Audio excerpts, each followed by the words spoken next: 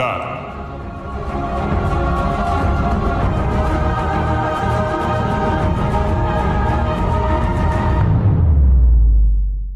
Buenos días a todos, que Dios los bendiga. Continuamos con este estudio de Apocalipsis. Hoy vamos a ver Apocalipsis 16 del 13 al 16. Y vamos a entrar en un paréntesis que aparece aquí en la Biblia de estudio, que es el paréntesis de Armagedón. Vamos a leer los versículos y vamos también a ver una definición de lo que es un paréntesis, porque de pronto yo tenía un error que lo corregí pues hace ratico, pero se los comparto, que era... Me preguntaron que si Apocalipsis estaba escrito cronológicamente y no es así. Y precisamente se presentan paréntesis o a veces hay un adelanto de lo que va a pasar al final y entonces hay un mover entre... Como a veces pasan unas películas que empieza la película dando el final y después se retrocede a relatar los acontecimientos. Entonces así muchas veces pasa en Apocalipsis y aquí nos encontramos un paréntesis. Venimos hablando de las copas, quedamos en la sexta copa y pues por obvias razones seguiría la séptima copa, pero sale un paréntesis y precisamente de ese paréntesis es que vamos a hablar. Y ese paréntesis consiste en Armagedón y dice así Apocalipsis 16 del 13 al 16. Y vi salir de la boca del dragón y de la boca de la bestia y de la boca del falso profeta 3 espíritus inmundos a manera de ranas, pues son espíritus de demonios que hacen señales y van a los reyes de la tierra en todo el mundo para unirlos a la batalla de aquel gran día del Dios Todopoderoso. He aquí yo vengo como ladrón, bienaventurado el que vela y guarda sus ropas para que no ande desnudo y vean su vergüenza. Y los reunió en el lugar que en hebreo se llama Armagedón. Armagedón, eso es lo que vamos a hablar hoy, del paréntesis de la batalla o la guerra de Armagedón. Entonces, para tener en cuenta, yo hice un apunte de que la investigación de lo que es un paréntesis son unos signos de puntuación que se emplean para insertar una información complementaria o aclaratoria en medio de una frase. Ese inciso que conlleva un cierto grado de aislamiento del resto del anuncio se encierra entre paréntesis. Sinónimos: acotación, inciso, detención, discontinuidad, cese, interrupción, pausa, parada. Entonces mire que todo lo que leímos ahora tiene sentido con lo que pasa aquí. Venimos en las copas de la ira y según los sinónimos es una pausa, es una parada, es una discontinuidad de lo que veníamos hablando. Y también lo que dice aquí conlleva un cierto grado de aislamiento del resto del enunciado. O sea, es como un aislamiento, una cosa aparte de lo que venimos hablando. Entonces ya basado en eso, continuamos con el estudio y veamos entonces Apocalipsis 16 del 13 al 14. Dice ahí que y vi salir de la boca del dragón y de la boca de la bestia y de la boca del falso profeta 3 espíritus inmundos a manera de ranas, pues son espíritus de demonios que hacen señales y van a los reyes de la tierra en todo el mundo para reunirlos a la batalla de aquel gran día del Dios Todopoderoso. Entonces son espíritus inmundos que sabemos que son demonios. Esos demonios van a salir con el propósito de coger ¿a qué? A toda la gente de la tierra, influenciarla para venirse en contra de Jesucristo cuando se reúnan allá. Escribimos esto. En estos 2 versículos veremos cómo está implicada por completo la Trinidad diabólica. Ya sabemos que la Trinidad diabólica, según la Biblia y el Apocalipsis especialmente, dice que el dragón es el diablo, la bestia es el anticristo y el falso profeta. Esa es la Trinidad satánica. Así como Dios es Padre, Hijo y Espíritu Santo, la Trinidad satánica es diablo, anticristo y falso profeta. Entonces seguimos. Para convencer y convocar a los reyes de la tierra para luchar en la gran batalla final contra Dios Todopoderoso. Ese es el propósito. Ellos supuestamente van a pelear contra el Dios Todopoderoso. Los versículos: Apocalipsis 12:3, Apocalipsis 13 del 1 al 2 y Apocalipsis 13 del 11 al 12. Vamos a leer el último, lo que dice ahí. Apocalipsis 13 del 11 al 12. Después vi otra bestia que subía de la tierra y tenía 2 cuernos semejantes a los de un cordero, pero hablaba como dragón. Y ejerce toda la autoridad de la primera bestia en presencia de ella, y hace que la tierra y los moradores de ella adoren a la primera bestia, cuya herida mortal fue sanada. Entonces aquí estamos hablando del falso profeta. Y en los otros versículos, por lo menos en el 1 y el 2, habla de la bestia. Y en Apocalipsis 12:3 habla del dragón, que es el diablo. Miremos la palabra espíritus, del griego neuma, y esto significa sobrehumano, ángel, demonio, ser espiritual. Eso hace referencia a esos espíritus. Habla de inmundos, del griego akatartón, que este término griego es usado para este caso, el caso de los espíritus inmundos. Espíritu maligno, demonio, espíritu inmundo, espíritu de demonios, lascivo, impuro. Mejor dicho, estos significados del hebreo y del griego, en este caso del griego que estamos en el Nuevo Testamento, nos dan claridad de qué clase de espíritus son.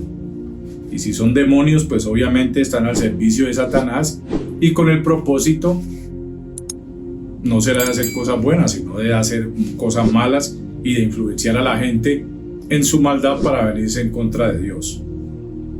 Los versículos para este caso son Mateo 10:1, Mateo 12 del 43 al 45, Marcos 1, versículos 23, 26 y 27, Marcos 3, versículos 11 y 30, Marcos 5, versículos 2, 8 y 13, Marcos 6, 7, Marcos 7, 25, Lucas 4, 36, Lucas 6, 18, Lucas 8, 29, Lucas 9, 42, Lucas 11, versículos 24 y 26, Hechos 5, 16, Hechos 8, 7, Apocalipsis 16, 13 y Apocalipsis 18, 2. Vamos a leer este último, 18, 2.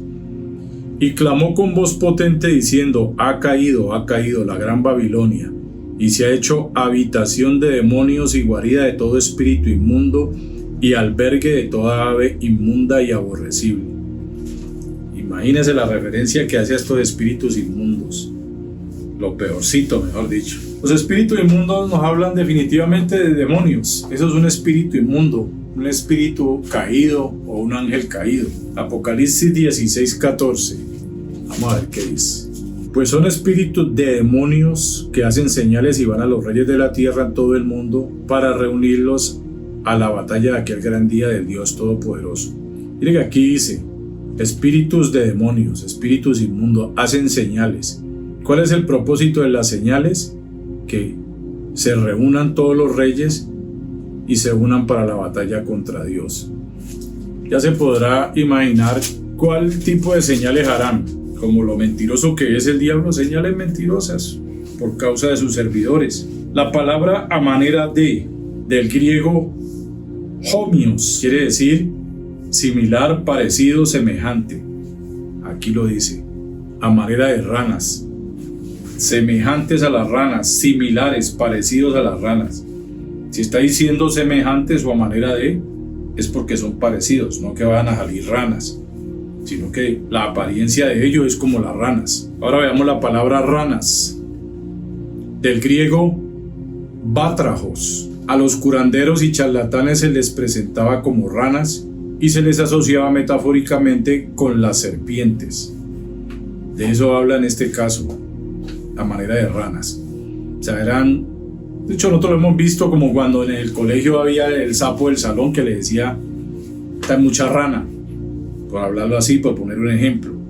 Entonces por eso dice metafóricamente.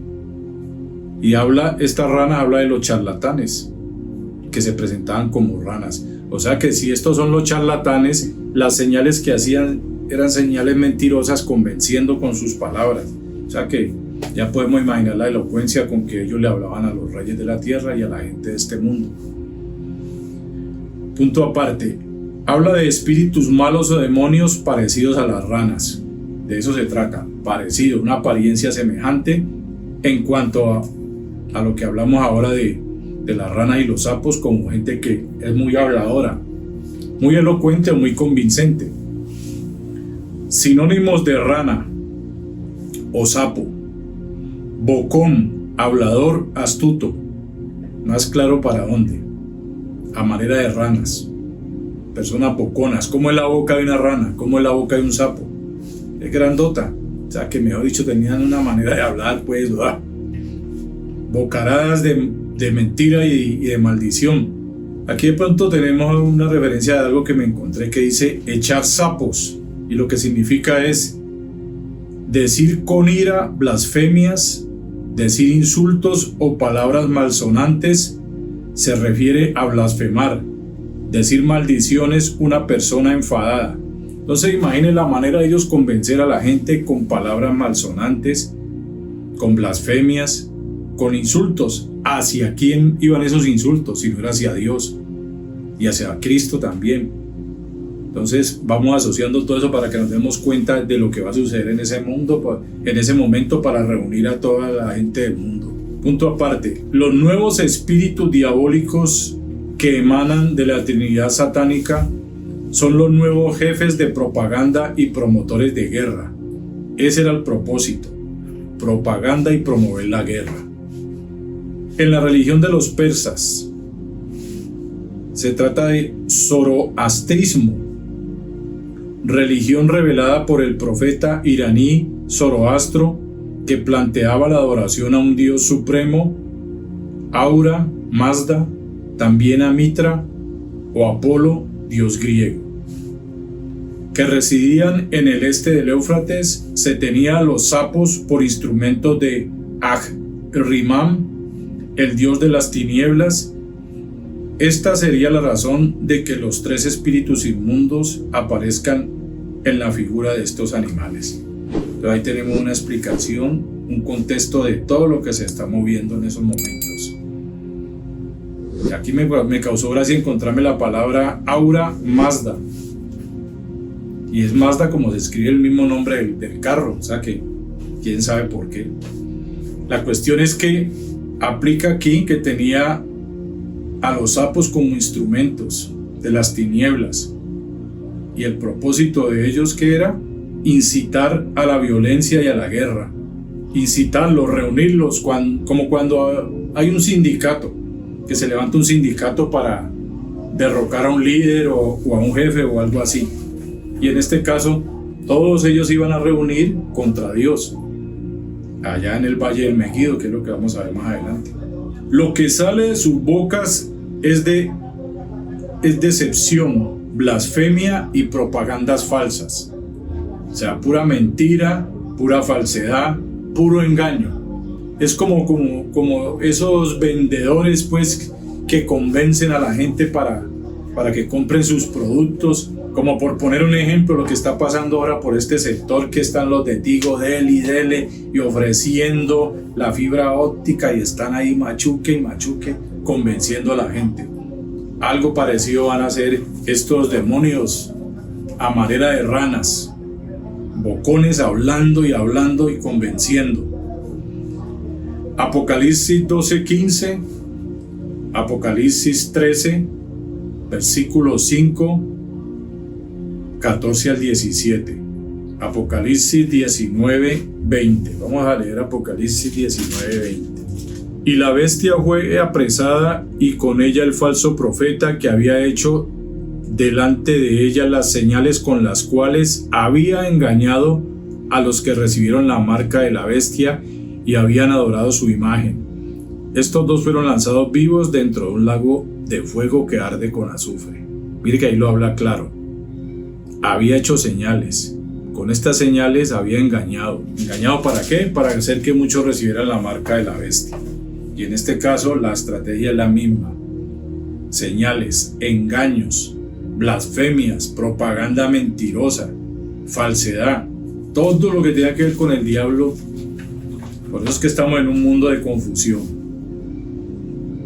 La rana representa carácter abominable, tengamos en cuenta esto. Dicen que los renacuajos cantan más de noche, los demonios en las tinieblas actuando. O sea que eso simbólicamente significa que cuando los renacuajos cantan más de noche, los demonios en las tinieblas actuando. Para que tengamos en cuenta eso. Estamos diciendo que es como, no que así sea. Porque no vamos a tener ahorita en cuenta esto para decir, ay, está cantando un renacuajo de noche, se alborota un demonio. No, sino es como la similitud de lo que hacen los renacuajos, parecido a lo que hacen los demonios en la noche o en las tinieblas. La rana representa carácter abominable, repulsivo y detestable. Entre paréntesis coloquemos Levítico 11 del 9 al 12. Vamos a leerlo. Esto comeréis de todos los animales que viven en las aguas, todos los que tienen aletas y escamas en las aguas del mar y en los ríos, estos comeréis. Pero todos los que no tienen aletas ni escamas en el mar y en los ríos, así de todo lo que se mueve como de toda cosa viviente que está en las aguas, los tendréis por abominación. Os serán pues abominación, de su carne no comeréis, y abominaréis sus cuerpos muertos. Si usted lee el contexto, se va a encontrar lo que son animales limpios y animales inmundos. Punto aparte. El antiguo pueblo judío tenía a las ranas como inmundas y repulsivas, pero los egipcios las reverenciaban como a dioses rana. Los egipcios, la gente del mundo, la gente que está influenciada, ¿por qué? Por el diablo. Le llaman a lo malo bueno y a lo bueno malo. Eso es lo que se está moviendo. Éxodo 8 del 2 al 7, Salmo 78, 45 y Salmo 105, 30. Vamos a leer uno de esos salmos. Salmo 78, 45. Envió entre ellos enjambres de moscas que los devoraban y ranas que los destruían, haciendo referencia al tiempo de los egipcios. En el versículo 14, no está de mal leerlo, leámoslo otra vez. Habla de los espíritus de demonios que hacen señales. En el versículo 14 vemos el desarrollo de una campaña exitosa. Es exitosa porque los reunió, o sea que los convenció, los enredó, los engañó. Una campaña exitosa de reunir al mundo entero incorporado como un solo hombre, para que todos los poderes del mundo entren en la campaña contra Dios y contra los que se le mantienen fieles, los que mantienen firmes. Leer este versículo en la TLA. Vamos a leer este versículo en la TLA, versículo 14, Apocalipsis 16, 14. Eran espíritus de demonios que hacían cosas extraordinarias y maravillosas, ¿sí? Tramando a la gente. Salieron para reunir a todos los reyes del mundo para que lucharan contra el Dios Todopoderoso. Lo harán cuando llegue el día en que Dios juzgará a todo el mundo. La campaña exitosa que tuvieron ellos de reunir a toda la gente de este mundo en contra de Dios. Punto aparte, cuando dice que hacen señales está hablando del griego semeión y hace referencia a milagros, actos sobrenaturales. En la TLA dice que hacían cosas extraordinarias y maravillosas, utilizadas como herramientas de engaño. Magia, por decirlo así, cosas sorprendentes, cosas que de pronto la gente no había visto nunca. Y la gente se dejaba impactar, caía en la trampa, mejor dicho, por decirlo así, hasta no ver, no creer. Entonces ya cuando ven esa señal y ven esas cosas, ahí sí creen y por lógica los hace seguidores. Apocalipsis 13, versículos 13 y 14, Segunda de Tesalonicenses 2, del 9 al 12. Punto aparte, la campaña diabólica cumplirá su propósito. Eso lo sabemos, porque la batalla de Armagedón es un hecho, eso se cumplirá. que de pronto más adelante vamos a ver la sorpresa de cómo va a ser esa batalla. Muchos pensarán que va a ser algo violento y poderosísimo y se van a enfrentar y van a pelear contra Dios. La pregunta que uno puede hacerse por adelantado: ¿quién puede contra Dios? Apocalipsis 16:16. Y los reunió en el lugar que en hebreo se llama Armagedón. Los reunió. ¿Qué quiere decir? Que las señales surgieron efecto y como resultado lograron reunirlos a todos en el Valle del Megiddo. Eso es un valle grandísimo donde van a caber cualquier cantidad de estos personajes. Bueno, versículo 15 de Apocalipsis 16 dice así: aquí las palabras de Jesucristo en medio de la descripción de la batalla que viene son de advertencia para estar preparados a la luz de su victoria segura en su segunda venida. Es un llamado. Él lo dice ahí: he aquí yo vengo como ladrón. Es un llamado a estar pilas. Bienaventurado el que vela. Él bendice al que está vigilante, al que guarda sus ropas, al que se mantiene puro, al que no anda desnudo, al que no anda pecando. Ese versículo es muy claro de cómo debemos estar nosotros, y en este caso pues los que estén en ese tiempo. Estas palabras son de advertencia para estar preparados a la luz de su victoria segura en su segunda venida. Ellos se van a reunir a enfrentarse a Dios, pero ya sabemos de quién es la victoria. Él vendrá cuando nadie lo espera. Será sorprendente e inesperada su venida. Será de tal modo que será imposible de predecir o calcular por adelantado. Vendrá a tomar lo que legítimamente le pertenece. ¿Qué le pertenece al Señor? Aquí está reinando el anticristo y están reinando los malos. Le pertenece el reino, porque el reino es de Él, el último reino, el reino milenial, el reino eterno de Dios. Segunda de Pedro 3:10, Deuteronomio 33, Hechos 1:11, Mateo 24, del 27 al 51, Lucas 12, 39 al 40 y Apocalipsis 19:11. A ver que se me pasó la hoja. Apocalipsis 19:11. Dice así: entonces vi el cielo abierto, y aquí un caballo blanco, y el que lo montaba se llamaba Fiel y Verdadero, y con justicia juzga y pelea. La segunda venida de Cristo, cuando ya venga a reinar este mundo. Punto aparte: como no saben el momento de su venida, la exhortación es a estar vigilantes en todo momento, como un soldado de guardia que tiene que estar despierto y alerta, velando a toda hora con vigilancia continua, cuidando su vida diaria, manteniéndose puro, irreprensible y sin mancha. Lo mismo que el caso de nosotros que esperamos el arrebatamiento. Debemos estar despiertos y alertas. Por allá en Lucas dice de que ser dignos de escapar, pero debemos estar velando y orando. Velando a toda hora con vigilancia continua.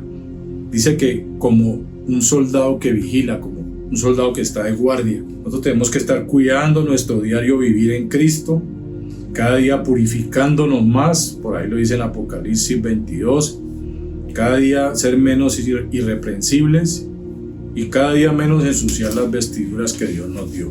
Ese es el propósito para con ellos y también para con nosotros, sabiendo que el día del Señor empieza con el arrebatamiento y termina con su segunda venida a la tierra en su reino milenial. Vamos a dar unas palabras aquí para ver el significado y revisarlas en el griego. Vela, del griego gregoreu, habla de mantener despierto, vigilar, levantado, activo, no ocioso, no perezoso. Otra palabra, guarda, del griego tereo o teros, habla de conservar, custodiar, reservar, mantener, prevenir, abstenerse, considerar, La palabra ropas, del griego himation, habla de vestido, manto, vestidura. Ya sabemos cuáles son las vestiduras que nos dieron por medio de la fe en Jesucristo. Desnudo, del griego gumnos, y habla de despojar, desvestido, expuesto, escaso, falto, privado, necesitado, obvio. Son palabras clave muy importantes. El velar, pues, como nosotros lo sabemos, es estar pilas, vigilante, despierto, no dormido, no has dicho, como la lámpara encendida, como habla de la parábola de las 10 vírgenes.